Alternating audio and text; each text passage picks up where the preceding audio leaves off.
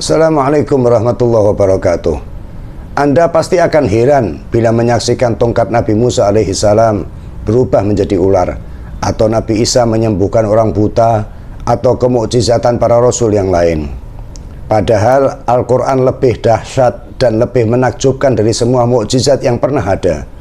Dan kemukjizatan Al-Quran dapat disaksikan oleh siapapun yang mau menyaksikannya. Bahkan Allah berfirman, sekiranya Al-Quran diturunkan kepada sebuah gunung, ia akan tunduk terpecah belah karena takut kepada Allah. Berikut ini sekilas tentang kemukjizatan Al-Quran, agar kita ingat dan tidak mengabaikannya.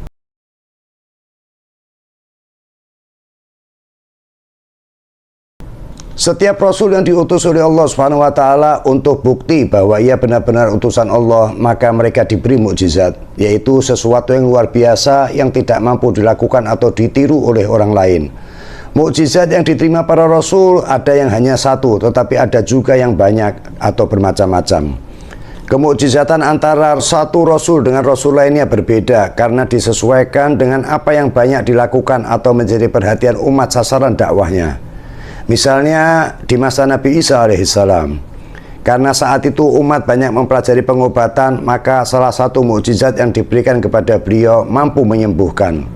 Bila mereka para dokter atau tabib mampu menyembuhkan penyakit, maka Isa dengan kemukjizatannya mampu menyembuhkan orang buta, bahkan orang mati pun mampu beliau bangkitkan kembali.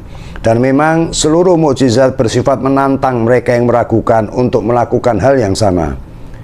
Semua mukjizat yang pernah diberikan kepada para Rasul sebelum Nabi Muhammad SAW hanya dapat disaksikan atau diketahui oleh masing-masing umat yang menjadi sasaran dakwah mereka. Dan memang mereka diutus juga hanya untuk umat tertentu. Seperti tongkat Nabi Musa, keindahan suara Nabi Dawud, onta Nabi Saleh alaihimussalam, dan lain-lain, semua hanya tinggal cerita. Nabi Muhammad SAW dalam banyak kesempatan diberi oleh Allah kemukjizatan yang dapat disaksikan umat pada masa itu, seperti terbelahnya bulan, mengalir air dari tangannya, memperbanyak makanan, pengkabaran tentang apa yang akan terjadi, dan lain-lain. Semua ini termasuk mukjizat karena beliau SAW diutus kepada seluruh manusia dan sebagai Rasul terakhir hingga akhir zaman, maka mukjizat terbesar yang diberikan oleh Allah juga bersifat abadi dan dapat diketahui oleh siapapun, kapanpun, dimanapun juga. Kemukjizatan tersebut adalah Al-Quran. Di masa hidup Nabi SAW, syair dan penyair memiliki kedudukan yang sangat tinggi dan mulia. Syair-syair yang indah ditulis dengan tinta emas dan digantungkan di Ka'bah atau yang dikenal dengan mu'allaqat.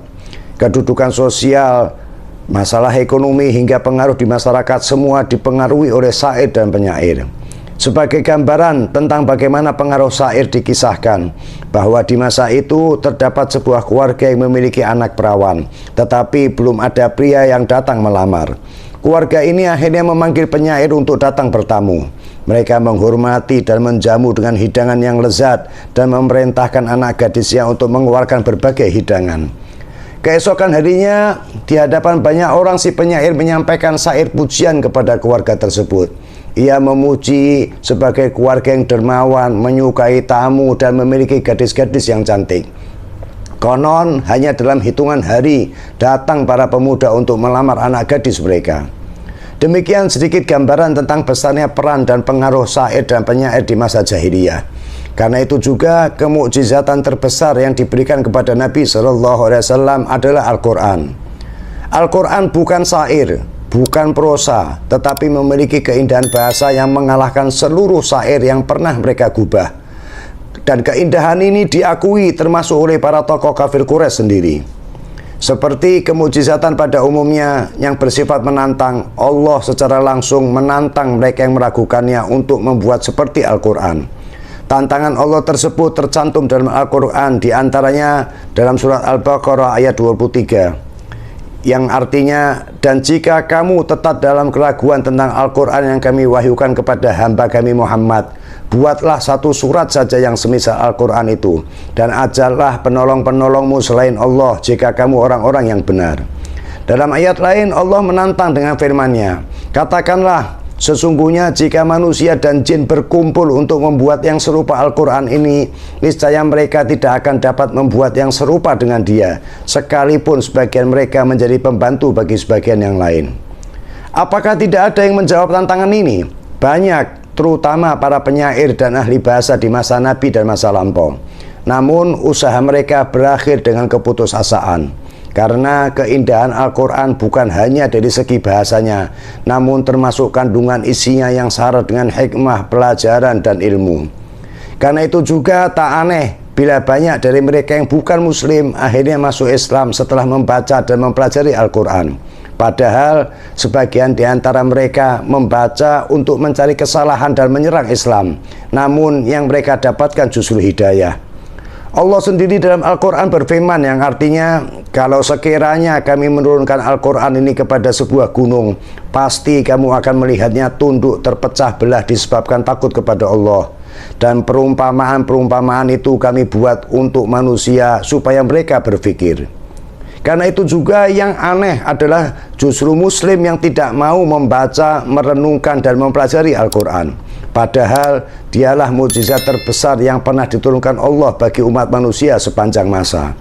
Kemukjizatan Al-Quran lebih aneh dari onta Nabi Saleh alaihissalam, lebih menakjubkan dari tongkat Musa alaihissalam, lebih menghebohkan dari penyembuhan Isa alaihissalam. Tetapi sayangnya banyak dari kita yang acuh tak acuh dengan Al-Quran.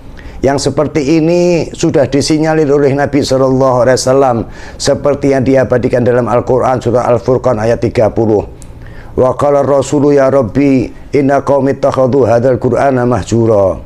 Berkatalah Rasul, ya Tuhanku, sesungguhnya kaumku menjadikan Al-Quran ini sesuatu yang tidak diacuhkan. Semoga kita tidak termasuk dari mereka yang mengacuhkan Al-Quran. Wallahu a'lam. Wassalamualaikum warahmatullahi wabarakatuh.